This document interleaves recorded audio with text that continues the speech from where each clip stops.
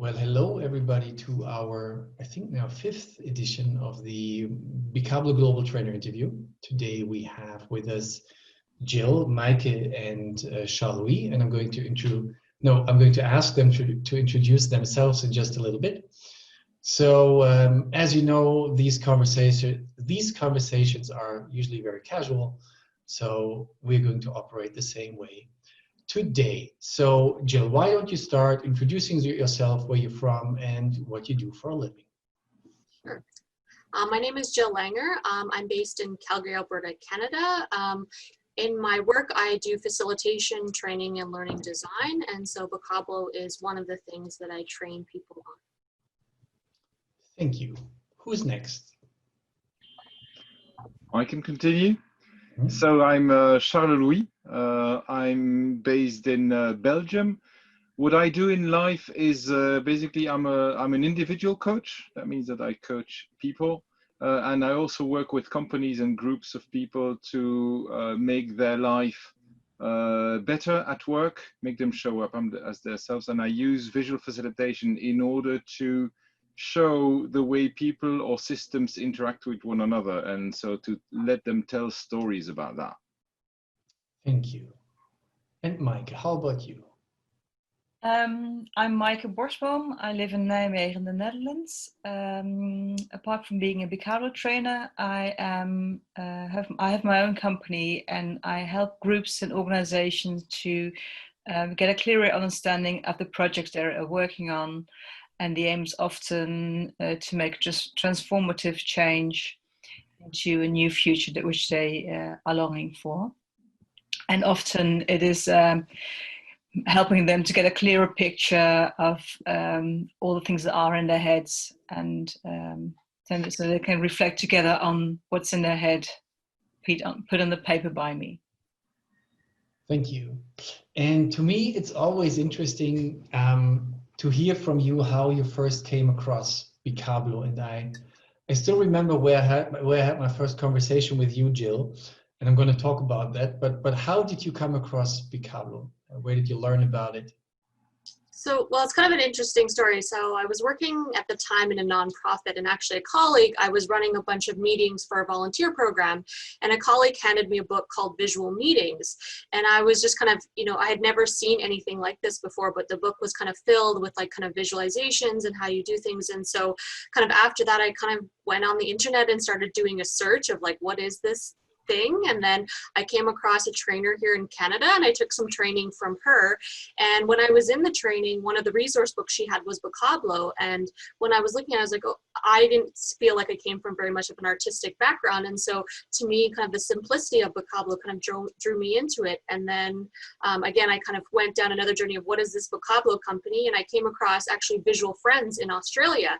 I joined their newsletter, and in one of the newsletters, they were saying, oh, we're looking to bring on more trainers. And I knew they were in Australia, but I was like, I didn't really know. I was like, well, maybe they're looking for, other people in other countries. And so I messaged them and said, hey, I really would love to learn more about this. And then I think they connected me to you, Frank. So that was how I initially got connected. So. I think that was in 2017 when Corolla and I did the US tour, and I was at Lake Michigan at the time when we had our conversation. I still remember that very vividly. And then, the rest is history. Now you're part of the global trainer team, and we're very happy to have you. And Charles-Louis, how did you come across bikablo? So in my case, it's about, I think it was in 2014, I was working for a company as a consultant, and we were doing a big agile coaches retreat with all the coaches from the company. And one of the people had asked me, hey, can you maybe facilitate something and prepare a few posters for the workshop? I said, prepare a few posters, what do you mean? And they say, yeah, well, maybe make it visual and so on. And so they put on the table I think it was the books bikablo 1 and 2.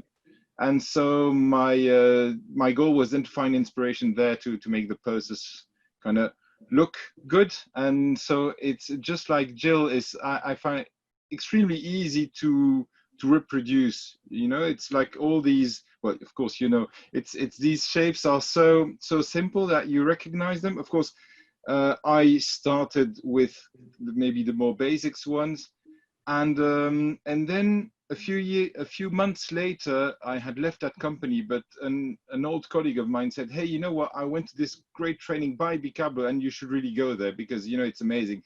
And then he also told me, "And if you get to choose, go to Germany to the Neuland Center because then you've got like it's like visiting Santa's workshop because you can visit the Neuland factory."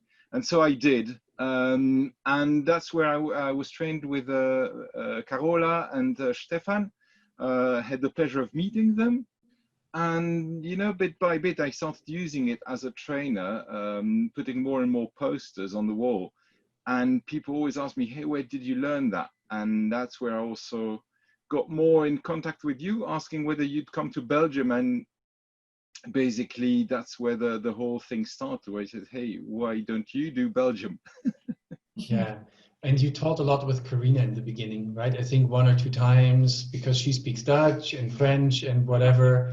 So And there was a match, I think. yeah, and that was the great thing, which I appreciated a lot, because while I was talking with you and with bikablo and Karina, there was always this openness and this proposition, "Hey, let's run a training together." And so I got the opportunity to run a few trainings with Karina, one training with Desiree. So it's really about like how we work together that I appreciated.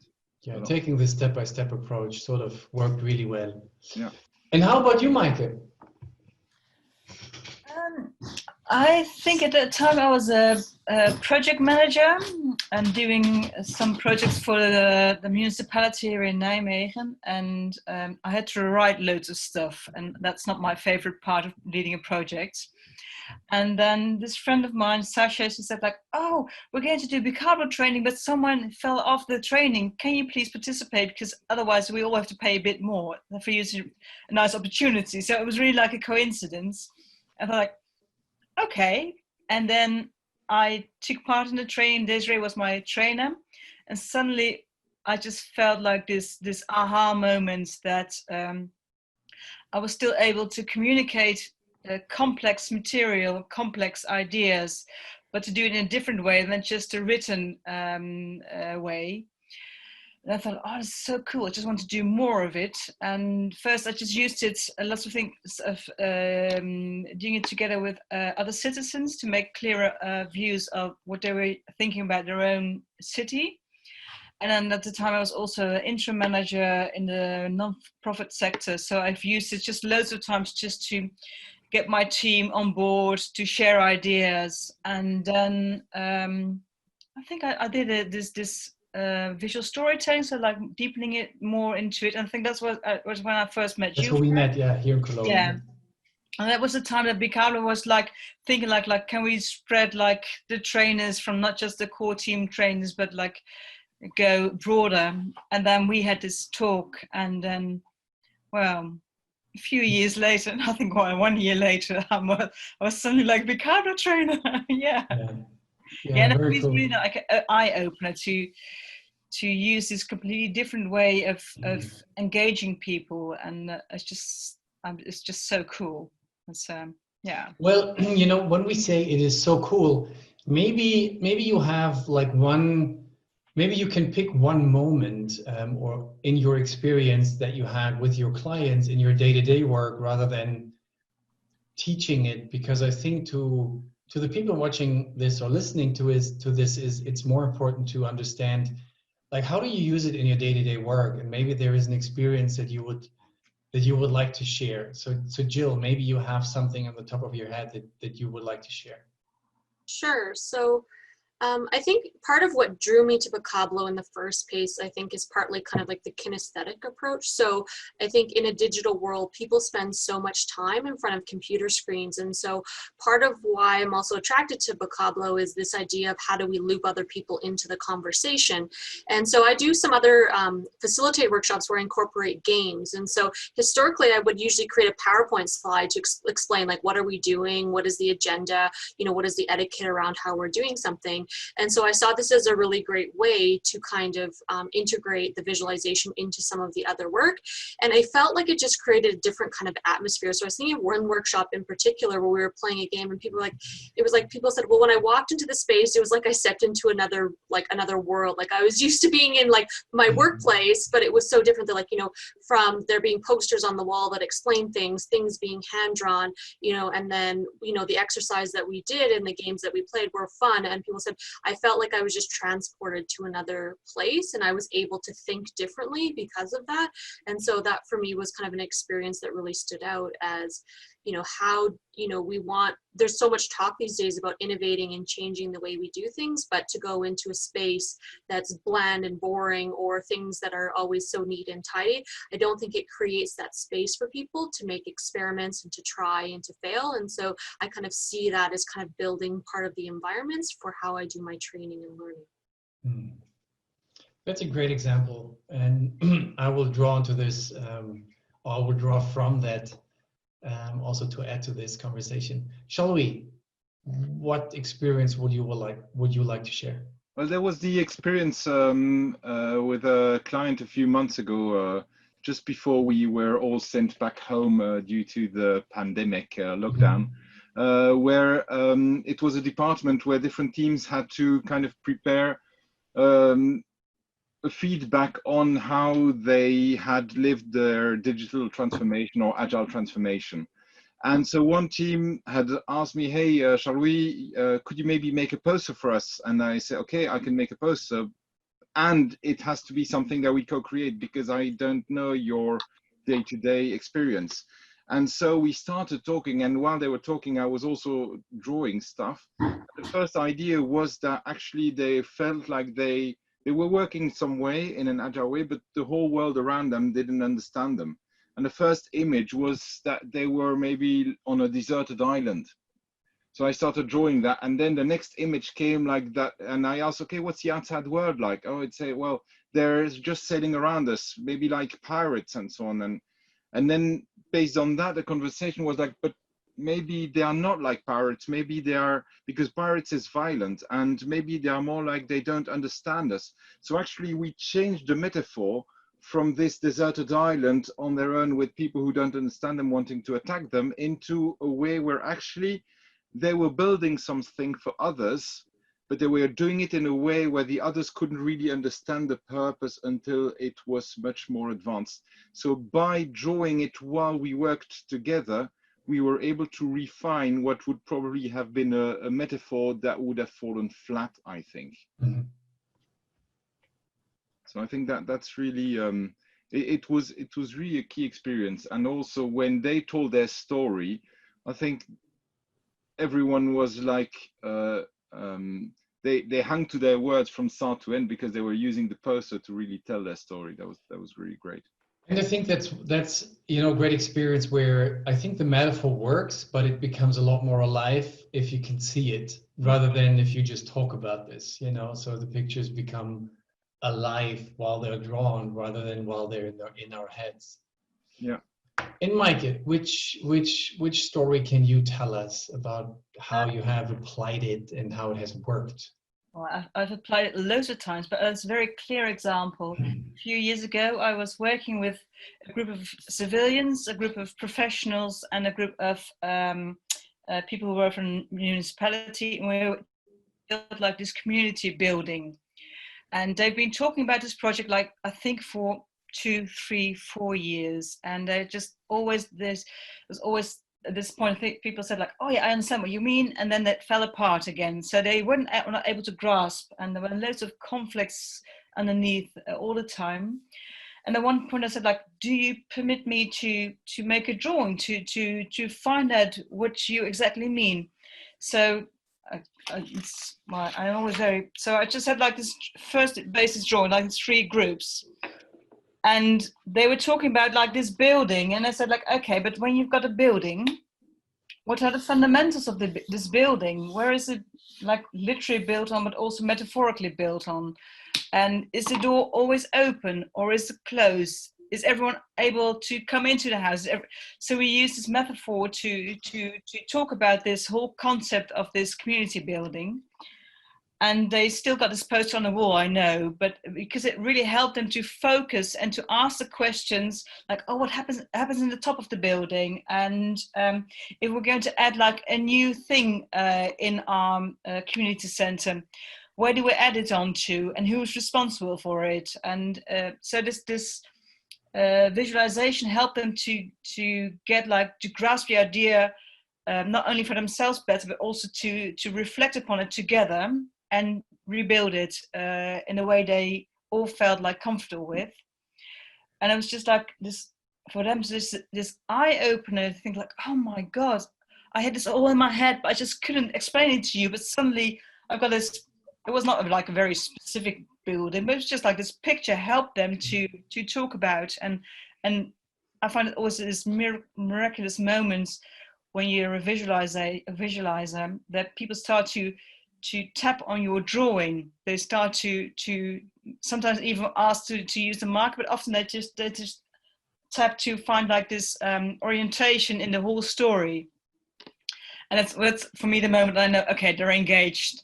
No, we can continue. That's just like a big step. Yeah. Yeah, and in my experience, it's just that things become a lot more tangible. You know, you're not just discussing something that's floating in the air, but things become tangible.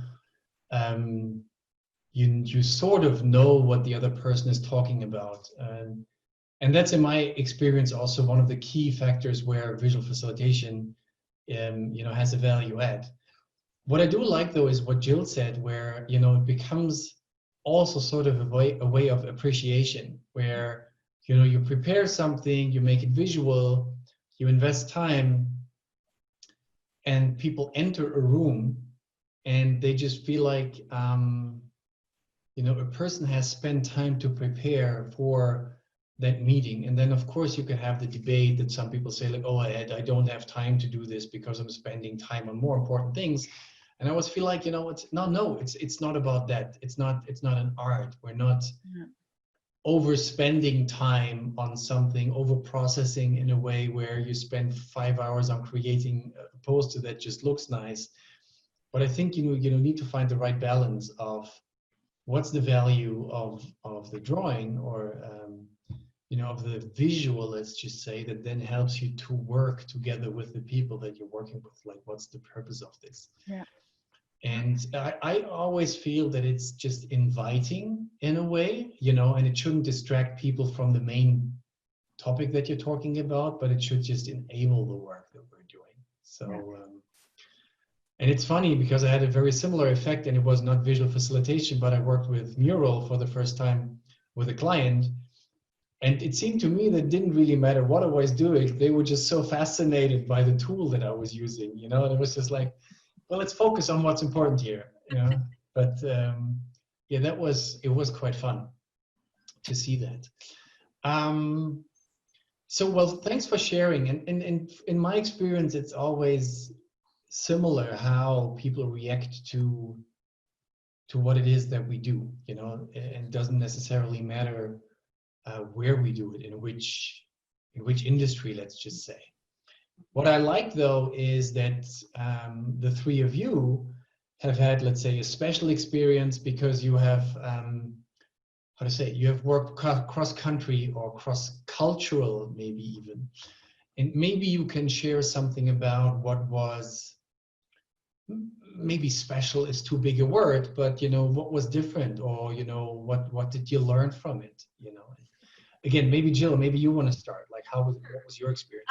So I've been fortunate that I've had a few opportunities. So I worked with you and Jill Greenbaum and Donatella in New York last year. And then last year as well, Charles-Louis and I did a bilingual training in Montreal. So I think with both of those, I think For me, the thing was just kind of, I think, expanding my own thinking of how to deliver and how to design the experience. Like, I think we kind of get caught in our own ways of doing things and what we think works best. And it's just that dynamic of, oh, I've never thought of that. And I also found, especially with Charles-Louis and I as well, is just that dynamic of almost having like a partner. I feel like it's almost like being on a television show or something where it's like you kind of got that co-host. And so, you know, when you're sometimes focused on one thing, the other person kind of can pick up on things. And so it's kind of an interesting kind of dynamic I find that has happened in doing that. And I think, you know, Charles-Louis pushed me. I was very hesitant also about doing a bilingual training. I was just worried about, I'm trying to, you know, create, you know, cover so much stuff,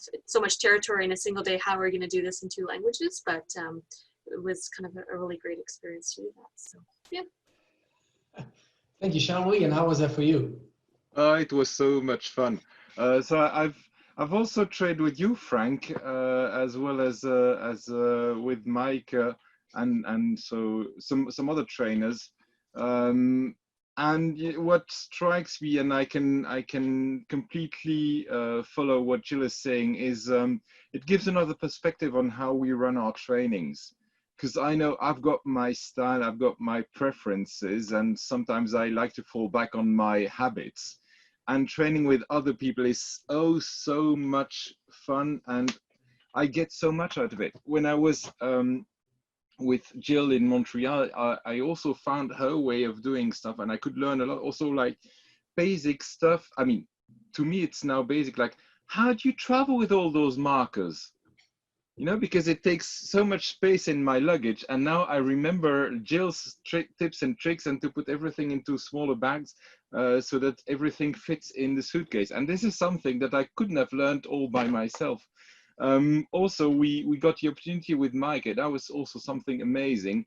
We were 3 trainers delivering exactly the same training on one day. Our challenge was to have the breaks at the same times and to have kind of covered the same topics at the same time, because we didn't want any group to feel like, oh, we're already there, oh, you're not. But we didn't have any communication means. So it was really like, the thing that we worked on was really like getting our timings right. And we all, so I didn't train in the same room as Micah did, but I knew, okay, you know, I have to be there at some point. So I was accelerating or maybe slowing down, and it was perfect because we all managed to get this timing right. It sounds to me like it was even before we had smartphones, when you had an appointment with someone. You know, you had to be punctual and you had to be there. You couldn't just call or text, so you had to be there, you know, in the old days. So it really sounds like it. Yeah, but you know, I think that's what great also with the way that the bikablo training is structured. We also didn't plan, we didn't have to spend 18 hours before to time everything to the split second. The way the training is structured, we kind of know the stuff. So all we had to say, okay, we need to have finished this by this, and we all know where we can go faster or go slower. But what was important is that we would have covered the same kind of topics at a similar time, and that was an amazing experience. Especially for me, who likes to sometimes, you know, take the time at some point. So at some points I knew that I had to really be aware of timing. So great learning each time. How about you, Micah? Well, of course, I've done this training together with Charles-Louis and Alexandra. I did this workshop together, and it was like so much fun to have her near, although she was at the other side of the world, and she had to get up really early, but she did like this workshop. And I had the opportunity to do this online training together with Julian from Romania. And of course, we were new at doing online trainings at the time. So we had to not only cover all the insights of the training, but we also had to deal with some intercultural things, such as like, for how long do you take a break time? And he said like, oh, I need to have at least an hour, maybe 1.5. I said like, come on. And because in the Netherlands, you just eat your bread and cheese, and it's like within half an hour, you're ready to go again. We said, no, I can't do that. I need to have like a proper meal. And So there was like this nice item to discuss, not only between us, but also with all the participants, like, what are you having for lunch? So it was really like this exchange. And I also find it very funny, like when I'm working with people from Belgium, the Dutch are always considered to be the Americans from Europe, like they're more talkative and talk faster. So I know when I'm training with people from Belgium, I need to make sure I give them space to talk or to be the first one. So it's like, oh, this dancing, this intercultural dancing, I really love to do it. And you want to say, shall we? Yeah, I think what you say is really key, because also when I was in Montreal, when I've trained in Peru, also when I trained with Jill from South Africa, this intercultural thing is something that's really hidden. We don't see it. Yeah. And it's also something that I would add as something that I value as training with other trainers, because in addition to learning about how to train and so on, it's also about learning about others. And this is really a great opportunity. And also, it's also sorry, Jill. I think it's also not only learning from others, but also it helps you to reflect upon your own assumptions. So there's so many more, you know, like why you do certain things, or they're just like on this automat, and something like, oh, but there are different ways to do it. Jill. Sorry. Well, I was just going to also say, like, kind of on that cultural piece as well, I was also thinking when Charles-Louis came to Montreal and we had booked a venue and neither of us had been there, and we ordered a flip chart, and Charles-Louis was like, this isn't the flip chart, and it was just basically like a tripod stand with like 3 pieces of paper on it, and that was this like facilities example of like a flip. She's like, where's the back to it? It's missing something. And I said, well, I think this is what they mean by it. So again, even in other countries, right, like there's certain things that you kind of take for granted about what this is going to be. And yeah, and so I would like to open up the conversation, because I mean, one of the learnings that I had, you know, teaching in other countries is just, what do you take for granted in your country, you know? And so, you know, we have the pin boards here, which you have in every venue. You have good quality paper. It's easy to have access to the markers. And of course, so let's say the course was designed in Germany using the materials that we had here. And, you know, depending on where you go, it's just different, you know, and you have to adjust, like, and even if it's just the size of the flip chart, and then like the definition of the flip chart, you know, what is a flip chart? Is it an easel, or, you know, where do you get the paper? What's the paper size? And then I always find it's funny that we would like to encourage people to draw large, like, you know, to go for a large space, because for us it's also easy if you work on the pin board, you know, you have 2 people working on each side. But then if you don't have a pin board and you want to work with large paper, you need to have a big room, and you need to have wall space, and then the wall needs to be even. And, you know, so there's all of these new challenges, which to me are always great learnings, in a way that you can't take for granted. You know, what happens here, you know, what here, when I say here in Germany, works the same way in other countries, you know. And that's just the material side. Do you have any other experiences, like what is maybe different? Because I have another one, but I first would like to ask you. well, I think I found that same experience here when I first started doing trainings. I think I visited about 25 different venues, and there's always been, oh, we have, you know, these state-of-the-art meeting rooms and facilities. And then I go in and, you know, they have weird shapes of walls, or they've got like wallpaper on them, or they've got photos and things all over them. I'm like, okay, can I take that down? Oh, no, you can't do that. It's like, okay, as long as I'm sitting at a boardroom table, you know, that's the kind of workshop that you can run. So that's been, I think, one of my biggest challenges, is finding good spaces that I feel work. And, you know, for a while I had actually looked into renting pin boards here locally, but it's not really as common in Canada. And so most people are renting pin boards. They're doing it for like exhibits and things for trade shows. And they're used to people who have big bucks to do it. I think they quoted me something like $3,000 for like 6 pin boards for 2 days. And it was like half the cost was them like installing it and taking them down. And I was just like, okay, this isn't going to work. And so, you know, that's always been the thing, is, you know, trying to find that workaround of, you know, how can I create and find the right spaces for people. Yeah. Mikey, did you also, because it looked like you also wanted to contribute to this conversation?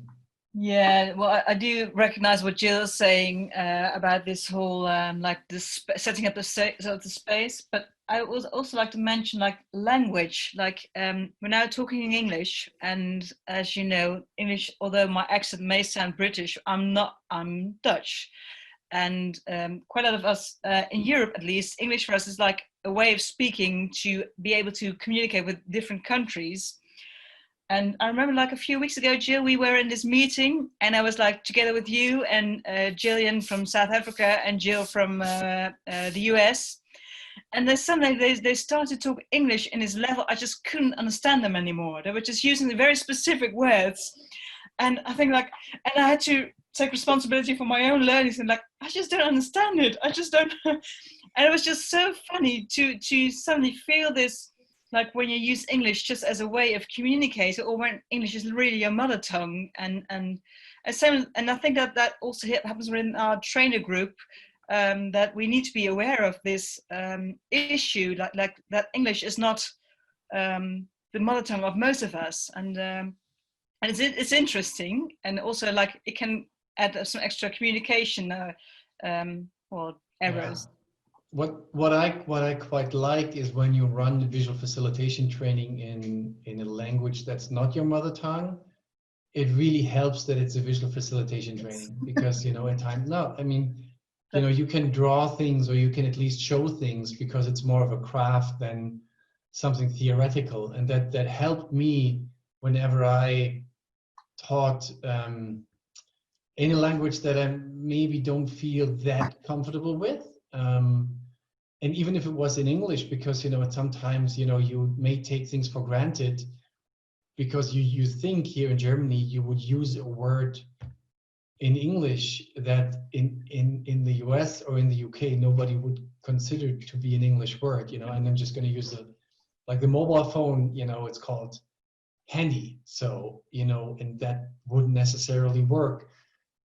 So it's interesting. I mean, one of my experiences, and I'm just gonna then hand over to Charles-Louis. To me, one of the biggest differences, apart from language and from material, is also culturally, in terms of what is okay to do or not okay to do in behavior, manner, and also in language. Because in some countries, the color of your skin is important, or your inheritance, like where you're coming from, is important, and some things are just more touchy than others. And as much as I like to think of myself as an individual who is diverse and open, and who has been to many countries, there are situations where I feel like I don't know nothing, just because I didn't know. And as much as I feel like I'm not trying to step on anyone's toes, I may, just because I don't know. And that to me is always an insight where I feel maybe even ignorant, but I just don't know. Shall you want to say something? Yeah, I think that's also something that I've learned over time, especially in trainings with intercultural or people from different countries. And with women, because I'm a man, and I know, I see you laughing, Micah. It's as a man, sometimes, I don't know, in some countries, it's culturally not accepted for a man to stand too close to a woman. So when we do visual training and we talk about holding the pen and how do we help with you holding the pen, if in Belgium, I know that it would be okay for me to just kind of help and grab the hand without saying anything. Now, I've been to other countries where just to be on the safe side, I asked, hey, I noticed that maybe it's difficult, that you struggle. Would it be okay if I just helped you with your grip? And just asking it, because as you said, Frank, sometimes we really don't know nothing. And it's good to say, and what I do in these cases, I say, hey, guys, I'm from Belgium, and in Belgium, this kind of thing is acceptable. And maybe it's not in your country, so I'll need you to help me help you. Yeah. And you know, it's difficult. It is definitely challenging because I think you can't know everything, and at the same time, you need to be aware of cultural differences. And I like to think of the good in people, you know, that they're also open and that they are aware that people don't necessarily know everything, and that, you know, but that we're willing to learn. So that to me is always interesting, and even more difficult working online these days. I think if you look in this whole, in general, our communication, of course, is built up from the verbal side, but also the non-verbal side. And I think we're often not aware of the non-verbal side of our communication, which is very intercultural, culturally predestined. I remember, like, when I was living in England, I was working at this women's aid refuge. So I had like to deal with like clients who had like very difficult situation, and in the Netherlands it was very common to sit very close to someone, like I think like 50 centimeters next to each other. Whereas in England the distance, the personal space is just bigger, so everyone's tend to be like draw further away from me. In the beginning, I'm like, what's going on with me? It's like do I smell or whatever? And then suddenly someone who was actually, she was from Santa Lucia, so she was actually from the Caribbean. She was the one who was explaining this whole thing to me, which I just was not aware of. I could sense this like something's very awkward, but I had to have someone else to explain to me to understand myself and the other one better, and then try to get adjusted to it. So often we're not aware of these intercultural habits we have. And we need to make, as Charlie says, we need to make them explicit, or maybe even sometimes just, well, address the awkwardness of the situation and then try to find out what is it like a common ground for everyone. Yeah. Jill. One of the other things I was going to mention, though, is I also sometimes think there's also an opportunity to help shift some cultural things as well. So I don't know, I mean, I've experienced this a lot where I live, that, you know, there's this tendency for people to have an inability to detach from work. And so, you know, one of the agreements that we often make in our workshops is that you're either here, meaning you're present, or you're stepping away. And, you know, on occasion, I've had to kind of remind someone there, you know, they all of a sudden take a phone call and I'm just saying, hey, can you step out of the room, or, you know, just so we can keep things going. And, you know, I've also had a couple of people say, you know, people were like, well, I was really challenged, but I wasn't sure I could, you know, be here the whole time because I'm often have emails or things that are calling me, but they just said it was just such a different atmosphere than what I'm used to expecting, because everyone in most of our meetings or trainings, people are constantly, you know, leaving or they're distracted, and we don't really get as much out of it, because they were saying to me, well, you know, this was the most present we've had our team be in a very long time. And so on the other side, I see some of these things as opportunities to also, you know, shift that culture of how we focus and how we work together, how we be present with each other, which I feel is in some places is kind of shifting. So I find that very interesting, because I think now we're also shifting from different cultures in countries to different cultures within a country, but from company to company. You know, if you deliver a training in one company, it may be a completely different atmosphere than in another company. And then you can see how do people work together. Because just like you said, Jill, sometimes it may be complete, like maybe totally okay. You're in a meeting and people are on their mobile phones constantly or on their laptop. And then in others, just like no mobile phones, no laptop, totally focused, working on the course.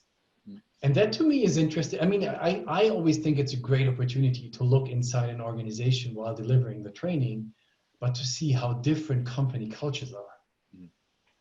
Shall we? On that thing, I also want to highlight what Michael was saying about the distance between people. It's funny how at the end of the training, when I do also in-company training, I take a group picture. Depending on the company, you have people like very serious, either close to one another or like far away from each other, where I have to, hey, you know, try to be closer, or they just make funny faces. And this is really depending on whatever company culture that they have. They might be meters apart, but it's really like, how do we define a training, how do we define company culture? How do we kind of work or play with one another? And in my experience, the way that we run the training is also just totally different from what they're used to. Mhm. You know, that it's just, I don't know, in a circle, you know, not having the laptop, not having the mobile phone. And I quite like that they can't draw while they're having their mobile phone in the other hand. So that's good. You know, usually people can't do the two things at the same time. So yeah, it's just a different experience. And I quite like that we can offer that to them, and whether they accept that or not, it's an invitation. So I really like that. I think it's very strong in our trainings that we keep really are holding space of the learning experience and not only setting the agreements together, but also the way we as facilitators of the training really want to have them the safe surroundings to do new things and to encourage them, and not to punish them for like things that don't go well the first time, but really just to, well, it's not at all trainings that's a common ground to do. I think we're very strong at that, and I really like that. And often people say like, okay, oh, I really felt I could just do and start it up and like have the success and really experience my own growth, and they're surprised by themselves. And yeah, I think it's very strong in the trainings of bikablo. I agree. I think also there's the democratic kind of nature of like, there's always kind of a round of sharing where everyone shares, where sometimes in groups and sometimes in teams, there tends to be some people who share a lot more than others. And I think same thing, just giving that visibility to things, it kind of gives that voice to some people who might not always be as upfront with sharing their thoughts or their ideas too. Yeah.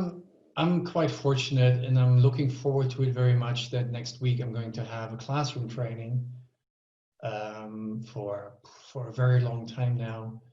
And I'm just looking forward to the atmosphere in the room. I know it's going to be different just due to the COVID situation, but I'm still very much looking forward to it. So I'm keen to see how that's gonna go. Charlotte, it looked like you wanted to say something as well. No? No, not really. No. Okay. So, I did have something else I was going to say. From when I worked with Charles-Louis, one of the things that he did at his training, when the training we did together, was when people did a drawing at the very start of the training, we collected all of them and we kind of hid them, and then we gave them as a gift at the end of the second day. And people were like, "Oh, I don't see that. Oh, that was so awful." But so I started incorporating that into more of my trainings, and I feel like it's just kind of a fun experience for people. Of they come in with a perception of their ability to draw, and then again, it's an appreciation of how far they've come in such a short time. So. And it's this is so cool to just pick up something from other trainers, and this is so funny because I think it was maybe 2 weeks ago I was working with Stefan, and I just looked at the way how he's drawing the capital N. So I usually draw the capital N like this. So that's how I draw it, and he draws it like this. And I'm really wondering now if I should try it. It's so weird because of course I can draw a capital N, but I'm like, okay, why is he doing it like this? So maybe I don't know if it's easier. So it's just, now it's these really small things that you're looking at, and they're driving me crazy. Where it's like, okay, how is he drawing that letter? Maybe I should try that as well. Did you ask him why he was doing it? He's left-handed. Maybe that's one reason. I don't know, but yeah, and also I think like Heather Martinez, she was doing like this workshop on lettering, and Ale and Christian, they organized it. I think she did the same because it helps you to give like the spacing of the N. If you want to make it like more square, and it really gives you just to set that boundaries clearer and to have the space. And again, it's just when I normally write, I would always write the N like I did. But now that I've seen it differently, it's just, it makes you think about these really tiny, small things, how you can adjust. And maybe you can incorporate it, maybe you don't. It's just, so cool. It's just really funny way. I think Yeah, what you're saying there, and it's something that I notice, and people tell me all the time at the end of the training, is that we've given them the space that it's okay to experiment. And then they decide to keep it or not. At least they try. Yeah. Yeah. Okay, time really flies. So, and maybe there is another interview coming up that I'm going to do, and in Spanish. So, you know, I'm quite nervous. It's because my Spanish is, let's just say, not as good as my English. Anyway, so is there anything that you would like to say to the people viewing or listening before we close the meeting? And maybe we just go in order. So Jill. Maybe. Sure. So having recently come off training, you know, one of the things that we often ask people is kind of like, what are your next steps? And people, a common answer is like, oh, I'm going to carve out an hour a week and then I'm going to dive into it.